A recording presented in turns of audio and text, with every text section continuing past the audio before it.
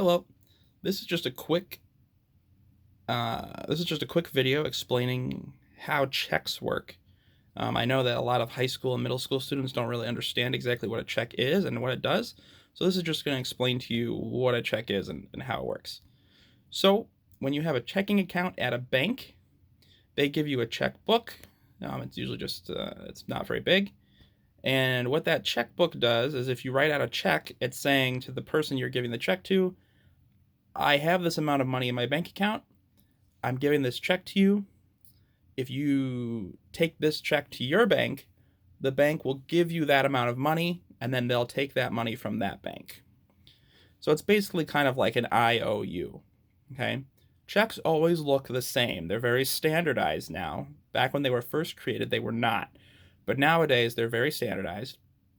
And this is mostly what they look like. In the top left corner here, you're always going to have your name and your address. Okay? So that way that the people who get your check will know who you are and where you live. That's important because let's say you do write a check and you don't actually have the money, they need to be able to track you down and figure out how they're going to get the money you said that you were going to give them. Up in the top right corner, there will be the check number. Okay? And underneath that, the date. It's always important to date your checks so you know when you wrote it and so they know when you wrote it. Underneath that, there's going to be a line that says pay to the order of, and then there'll be a long line there, and that's where you write who you're writing the check to. And now that's important, right? So if you're writing it to, let's say, a business, you want to make sure you spell the business's name right. If you're writing it to a person, you want to make sure you spell their name right. You want to make sure that you also don't leave any extra space into that pay to the order of. Because sometimes if people grab checks or they find it lying around, they'll write cash on it and then they can cash it out. Anybody can do that. Then next to it in the box, that's where you're going to write down the amount as a number. So let's say I wanted to write a check for $100. You would write 100.00 in there, right? $100.00.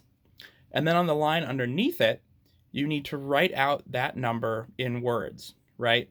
100, ONEHUNDRED, and 0 cents. Okay. Generally, that stuff is supposed to be written in cursive, but you know what? I'm not a very good cursive writer. I've been writing them in print. Nobody's told me that that's not okay, so it works. Then on the bottom, it has a little line for you to say what it's for on there.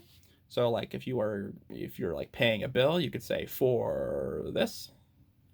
And then on the other side, it has a little line that and then says MP. That's where you sign the check. That's you signing to say that you are going to pay that amount of money. You have that amount of money and you're going to be giving it to the person you're writing the check to. Then on the bottom, there's a list of numbers. Now, a lot of people don't know what these numbers are, but they're actually really important. There's 3 sets. The first set is the routing number. Okay? That's the number that tells whoever is getting that check, that bank that's processing it, which bank the money's coming from. So that number is specific to your bank. Next is the account number. So that's your account's number. So they got the number for the bank, and then they know which account to take that money from. And then finally, there's always at the end your actual check number. So it's up at the top, and it's also going to be down at the bottom.